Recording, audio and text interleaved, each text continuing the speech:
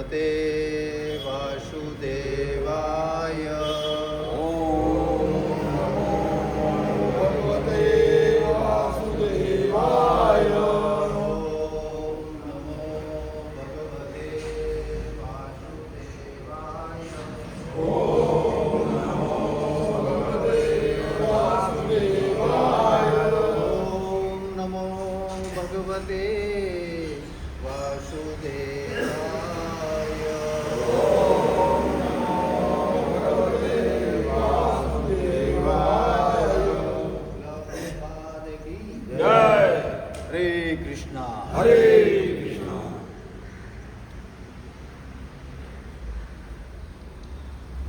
प्रमोद जी,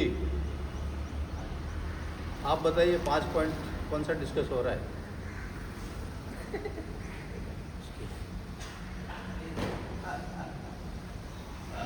एक साधु संघ, श्रवण का एक,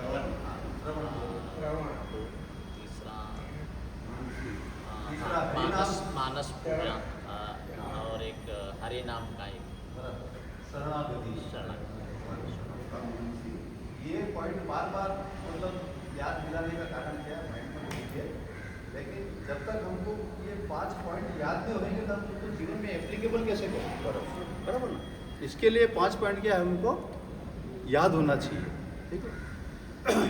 अब कपिल मुनि महाराज भगवान जो है अगला बताते हैं कि तितिक्षय कारुणिक सुहृदय सर्वदेहिनाम।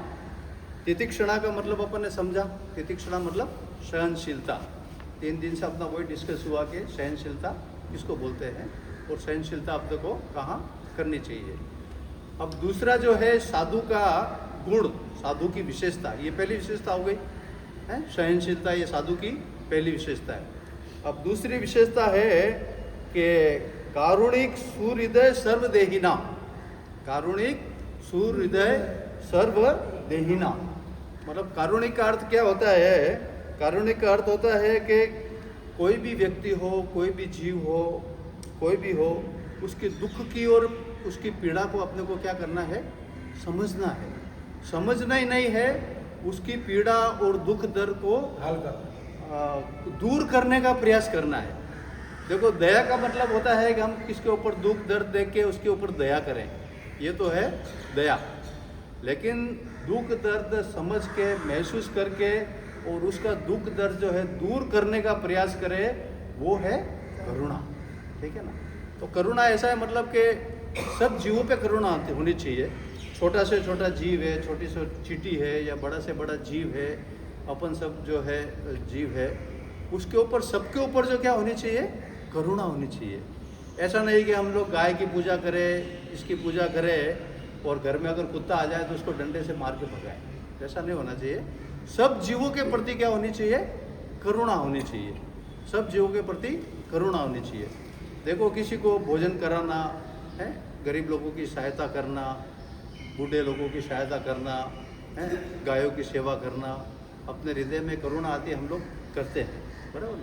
ये सब बहुत अच्छा है। इस तरह का अपने को करुणा दिखाना चाहिए, हर जीव के प्रति करुणा दिखाना चाहिए। ठीक है। लेकिन सबसे बड़ी करुणा क्या है? सबसे बड़ी करुणा ये है, एक उदाहरण से समझेंगे।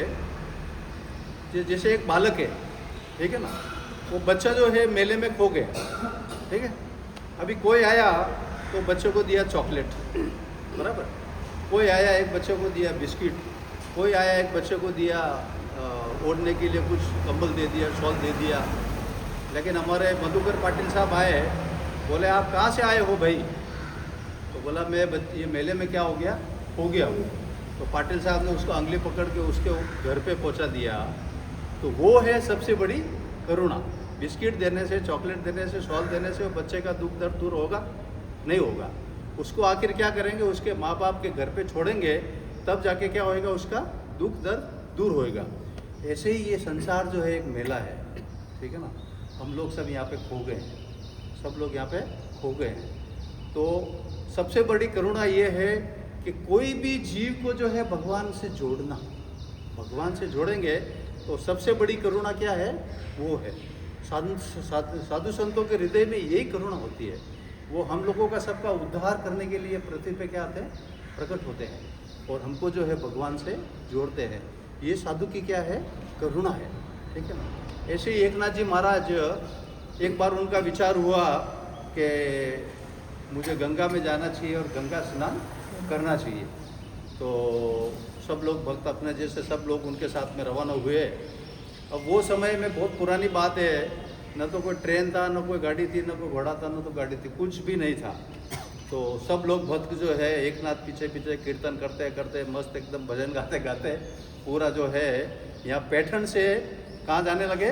ठेठ काशी, है ना। पैदल चलते चलते बीच में देखो बहुत तकलीफ हुई, है ना। जंगल है, ये है, कहाँ खाने को है, कहाँ खाने को नहीं है, कुछ तकलीफ है, पानी है, खाना नहीं है, ये सब तकलीफ दूर करते करते करते करते एकनाथ जी महाराज पहुँचे काशी, ठीक है। काशी गए, काशी ने सब भक्तों ने आनंद लिया, सब ने गंगा स्नान किया, सब ने एकदम बढ़िया वहाँ पे भजन किया। और जब डुबकी लगे एकनाथ जी महाराज ने गंगा में, तो उनको विचार आया कि ये गंगा जल जो इतना पवित्र है, इतना सब हम लोगों को पवित्र करता है, ये गंगा जल लेके मेरे को जाना चाहिए वहाँ पैठण, और वहाँ पे जाके ये गंगा जल से क्या करना चाहिए? मुझे जो है भगवान का अभिषेक करना चाहिए। तो बढ़िया एकदम वो बड़े घड़े में जो गंगा जल लिया, गंगा जल लेके और सब जो भक्त लोग वहाँ से रवाना हुए।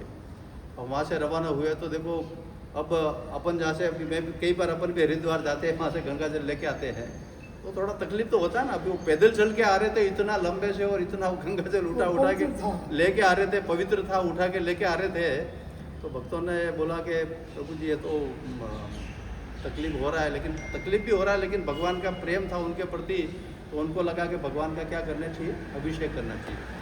जब वो एक बार घने जंगल में से निकल रहे थे, एकदम सूर्य की रोशनी भयंकर थी, एकदम तपता सूर्य था, गर्मी थी, तो उन्होंने देखा कि एक गधा बैठा हुआ है बेचारा, ठीक है ना। गधा भूख प्यासे व्याकुल है, तड़प रहा है, कमज़ोर है, बीमार है क्या। तो संत तुकाराम को हृदय में क्या आई? करुणा आई।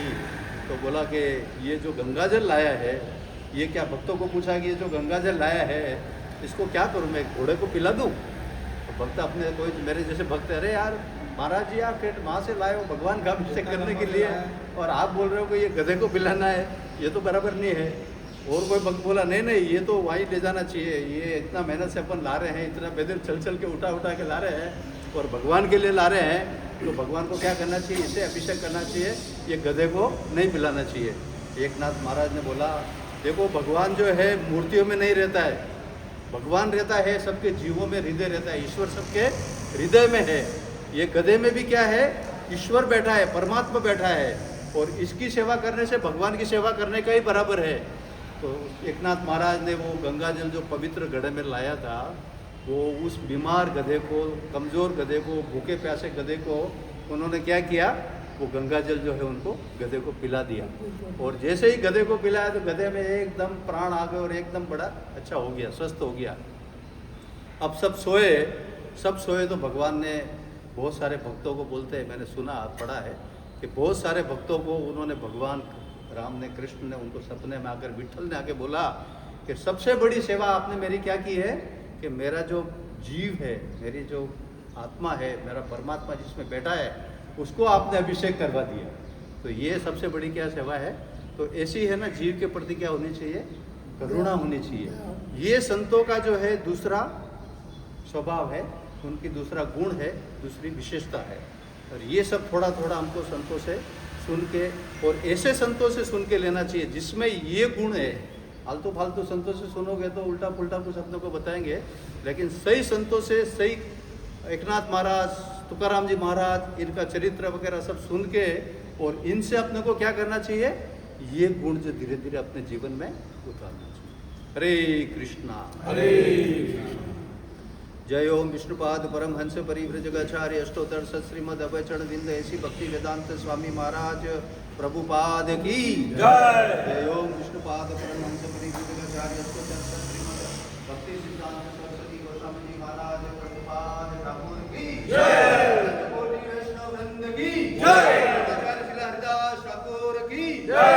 प्रेम से कहो श्री कृष्ण चैतन्य प्रभु नित्यानंद श्री अद्वैत गदाधर श्रीवासादि गौर भक्त वृंद की श्री राधा कृष्ण गोविनाथ श्याम कुंड राधा कुंड गिरी गोवर्धन की वृंदावन मथुरा धाम की दीप मायापुर धाम की क्षेत्र जगन्नाथपुरी धाम की कालिका धाम की दुर्गा माई की रत्ना माई की तुलसी महारानी की भक्ति देवी की हरिनाम संकीर्तन की महामंत्र की अद्वैत भक्त वृंद की गौर प्रेमानंदे गौर प्रेमानंदे गौर प्रेमानंदे हरे कृष्णा हरे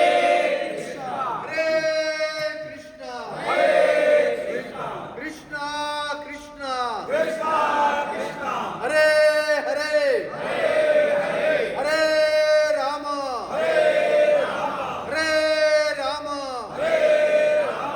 राम राम हरे हरे श्री एकनाथ महाराज की श्री पांडुरंग विठ्ठल भगवान की श्री जगन्नाथ रथ यात्रा महामहोत्सव की आज जगन्नाथपुरी में रथ यात्रा निकल रही है।